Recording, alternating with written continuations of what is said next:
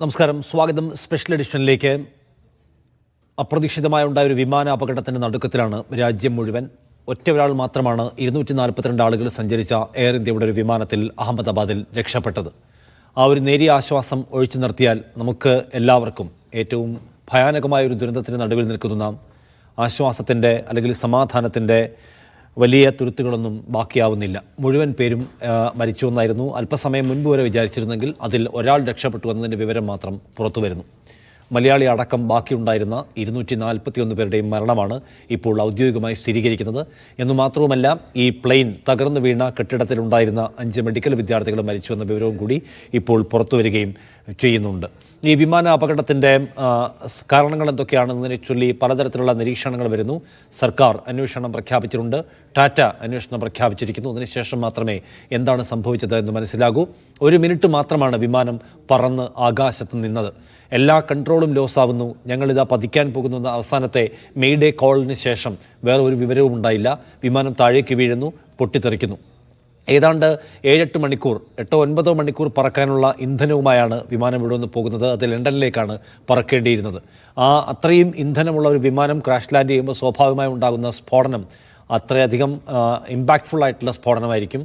അതിലാണ് ഈ വലിയ അത്യാഹിതം ഉണ്ടായത്. അതിൻ്റെ കാരണത്തിലേക്ക് ഇനിയും പോകണം. പലതരത്തിലുള്ള വിവരങ്ങൾ ഇപ്പോൾ പുറത്തു വരുന്നുണ്ട്. ടാറ്റ ഗ്രൂപ്പിന് ഇതിനു മുൻപ് തന്നെ ഏവിയേഷൻ ഡിപ്പാർട്ട്മെൻറ്റ് പ്രോപ്പർ മെയിൻ്റനൻസ് നടത്താത്തതിൻ്റെ പേരിൽ പല ഷോക്കേഴ്സ് നോട്ടീസുകൾ കൊടുത്തിരുന്നു എന്ന വിവരം ഇപ്പോൾ ചില ഹിന്ദി ഇംഗ്ലീഷ് ചാനലുകൾ റിപ്പോർട്ട് ചെയ്യുന്നത് കാണുന്നു. അതിനകത്ത് ടാറ്റയുടെ വിശദീകരണം വേണം. പ്രോപ്പർ മെയിൻ്റനൻസ് ഇല്ലാത്തതാണോ പ്രശ്നം? എഞ്ചിൻ തകരാറ് പരിഹരിക്കുന്നതിൽ പരാജയപ്പെട്ടതാണോ പ്രശ്നം? ശരിയായ മുന്നറിയിപ്പില്ലാത്തതാണോ പ്രശ്നം? ശരിക്കും എന്താണ് സംഭവിച്ചത് എന്നതിനെക്കുറിച്ചുള്ള വലിയ ഒരു പരിശോധന ആവശ്യമുണ്ട്. സ്വാഭാവികമായും ബ്രിട്ടൻ അടക്കമുള്ള രാജ്യങ്ങളുടെ പങ്കാളിത്തം ഈ അന്വേഷണത്തിൽ ഉണ്ടാകുമെന്ന് വിചാരിക്കണം. കാരണം അവരുടെ 40ഓളം പൗരന്മാർ ഈ അപകടത്തിൽ കൊല്ലപ്പെട്ടിട്ടുണ്ട്. ഒരു കനേഡിയൻ പൗരൻ കൊല്ലപ്പെട്ടിട്ടുണ്ട്. പോർച്ചുഗലിൻ്റെ 7-8 പേർ ഈ അപകടത്തിൽ കൊല്ലപ്പെട്ടിട്ടുണ്ട്. അതുകൊണ്ട് തന്നെ വിദേശ രാജ്യങ്ങളിലെല്ലാം കൺസേൺഡ് ആയിട്ടുള്ള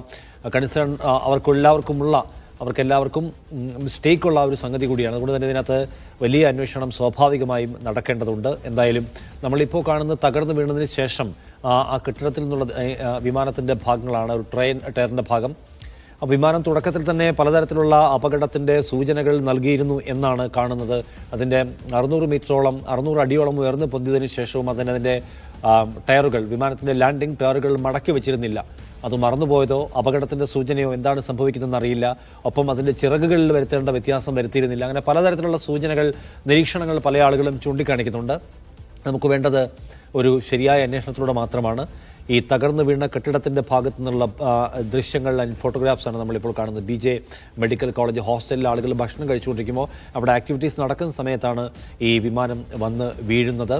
എന്തായാലും സമീപകാലത്ത് ലോകം ദർശിച്ച ഏറ്റവും ഭയാനകവും ഭീതിതവും അല്ലെങ്കിൽ ഏറ്റവും ആഴമുള്ളതുമായ ഒരു അപകടം എന്നാണ് കണ്ടത്. ഈ സംഭവത്തെക്കുറിച്ച് ടാറ്റ അന്വേഷണം പ്രഖ്യാപിച്ചിരിക്കുന്നത് മാത്രമല്ല, അപകടത്തിൽ കൊല്ലപ്പെട്ടവരുടെ കുടുംബങ്ങൾക്ക് എല്ലാവർക്കും 1 കോടി രൂപ വീതം സഹായം നൽകുമെന്നും ഈ തകർന്നുപോയ കെട്ടിടം പുനർനിർമ്മിക്കുന്നതിനാവശ്യമായ സഹായം നൽകുമെന്നും എല്ലാ അന്വേഷണവുമായി സഹകരിക്കുമെന്നും അവർ ഇപ്പോൾ ഉറപ്പ് നൽകുകയും ചെയ്തിട്ടുണ്ട്. എന്നോടൊപ്പം ഡൽഹി ബ്യൂറോ ചീഫ് ചേരുന്നു, D. ധനസുമോദ്. എന്താണ് നമുക്ക് ഏറ്റവും അവസാനമായി നൽകാൻ കഴിയുന്ന അപ്ഡേറ്റ് എന്താണ്? ഈ അപകടത്തിൻ്റെ കാരണങ്ങൾ എന്താണെന്നതിലേക്ക് സൂചിപ്പിക്കുന്ന പ്രാഥമികമായ വിവരങ്ങൾ വല്ലതും ലഭ്യമാണോ? ഒന്ന്. രണ്ടാമത്, ഈ മരണസംഖ്യ എത്ര പേർ രക്ഷപ്പെട്ടു, എത്ര പേർ പരിക്കുകളിലുണ്ട്, അല്ലെങ്കിൽ എത്ര പേർ ആണ് അവസാനത്തെ ഈ ഡെറ്റോൾ എത്രയാണ്? ഇതിലൊരു ആധികാരികമായ കുറിപ്പ് പുറത്തു വന്നിട്ടുണ്ടോ? ഒരു പ്രസ്താവന വന്നിട്ടുണ്ടോ?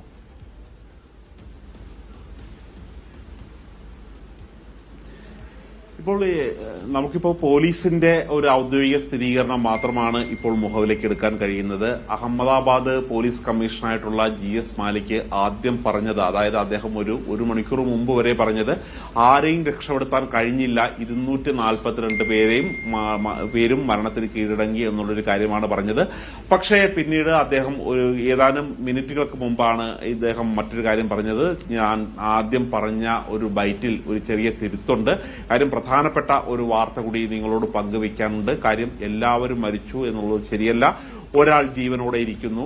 ആശുപത്രിയിൽ കഴിയുന്ന ആൾക്ക് ഇപ്പോൾ ബോധമുണ്ടായിരുന്നില്ല, പക്ഷേ പിന്നീട് അദ്ദേഹത്തിന് ബോധം ഉണ്ടായിരുന്നു എന്നുള്ളൊരു കാര്യം കൂടിയാണ് അദ്ദേഹം ചൂണ്ടിക്കാണിച്ചത്. 11A എന്ന സീറ്റിലിരുന്ന രമേഷ് കുമാർ വിശ്വാസ് എന്ന വ്യക്തിയാണ്, എന്ന യാത്രക്കാരനാണ് ഇപ്പോൾ അത്ഭുതകരമായി ഒരു അത്ഭുതത്തിന് ഒരു പര്യായമുണ്ടെങ്കിൽ അത് രമേഷ് കുമാർ വിശ്വാസ് എന്നായിരിക്കും. കാര്യം എല്ലാവരും അദ്ദേഹത്തിന്റെ ഒപ്പം യാത്ര ചെയ്യുന്നവർ എല്ലാവരും മരണത്തിന് കീഴടങ്ങിയപ്പോൾ രമേഷ് കുമാറിനെ മാത്രം ഒരു കാലം കാത്തുവെച്ചിരിക്കുകയായിരുന്നു എന്താണ് ഈ സംഭവം നടന്നത് എന്ന് പറയാൻ വേണ്ടി. അപ്പോൾ രമേഷ് കുമാർ വിശ്വാസ് അദ്ദേഹം ആശുപത്രി കിടക്കയിൽ കിടന്ന് തന്നെ ഈ കാര്യങ്ങൾ സംസാരിക്കുകയായിരുന്നു. അദ്ദേഹം 2-3 വരികൾ മാത്രമാണ് ഇക്കാര്യത്തെക്കുറിച്ച് പറഞ്ഞത്. വിമാനം പറന്നുയർന്ന് 30 സെക്കൻഡുകൾക്കുള്ളിൽ, 30 സെക്കൻഡുകൾ എന്ന് പറയുമ്പോൾ നമുക്കറിയാം ഏതാനും നിമിഷങ്ങൾക്കുള്ളിൽ തന്നെ വലിയൊരു ശബ്ദമായിരുന്നു കേട്ടിരുന്നത്. അപ്പോൾ തന്നെ വിമാനം തകരുന്നതായി തന്നെ അയാൾക്ക് മനസ്സിലായി. കാര്യം അയാൾ പിന്നീട് എഴുന്നേറ്റ് കഴിഞ്ഞപ്പോൾ അദ്ദേഹം ഈ വിമാനത്തിന്റെ പല കഷ്ണങ്ങളും ചിതറിക്കിടക്കുന്നു. അദ്ദേഹത്തിന്റെ സഹോദരൻ അദ്ദേഹത്തിന്റെ ഒപ്പം യാത്ര ചെയ്യാനുണ്ടായിരുന്നു. പക്ഷേ അദ്ദേഹം സഹോദരൻ എവിടെയാണെന്നറിയില്ല, നിങ്ങൾ സഹോദരനെ ഒന്ന് കണ്ടുപിടിച്ച് തരണം എന്നുള്ളൊരു കാര്യമാണ് പറഞ്ഞത്. ലണ്ടനിൽ നിന്നും അദ്ദേഹം ബന്ധുക്കളെ കാണാൻ വേണ്ടി, അദ്ദേഹം ബ്രിട്ടീഷ് പൗരത്വമുള്ള ആളാണ്, അദ്ദേഹം ബന്ധുക്കളെ കാണാൻ വേണ്ടി എത്തിയതാണ്. ഇന്ത്യയിലെത്തിയ ശേഷം മടങ്ങി പോവുകയായിരുന്നു. ലണ്ടനിലേക്ക് തന്നെ മടങ്ങി പോകുമ്പോഴാണ് ഈ ദുരന്തമുണ്ടാകുന്നത്. അതാണ് നമുക്ക് നൽകാവുന്ന ഏറ്റവും പ്രധാനപ്പെട്ട ഏറ്റവും പുതിയതുമായിട്ടുള്ള വിവരം.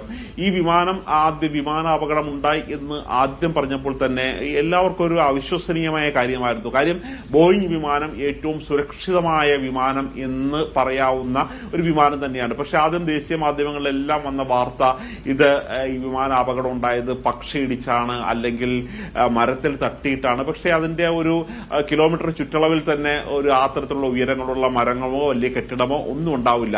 അപ്പോൾ തന്നെ നമുക്ക് കൃത്യമായിട്ട് അറിയായിരുന്നു ഇനിയും എന്തൊക്കെയോ കാര്യങ്ങൾ ഇനി പുറത്തു വരാനുണ്ട്. അങ്ങനെയാണ് പിന്നീട് ഈ വ്യോമയാന മന്ത്രാലയം തന്നെ വ്യക്തമാക്കുന്നത് ഇപ്പോൾ ഈ തരത്തിലുള്ള ഒരു അപകടം ഉണ്ടായിരിക്കുന്നത് സാങ്കേതിക തകരാർ മൂലമാണ്. ഈ പൈലറ്റ്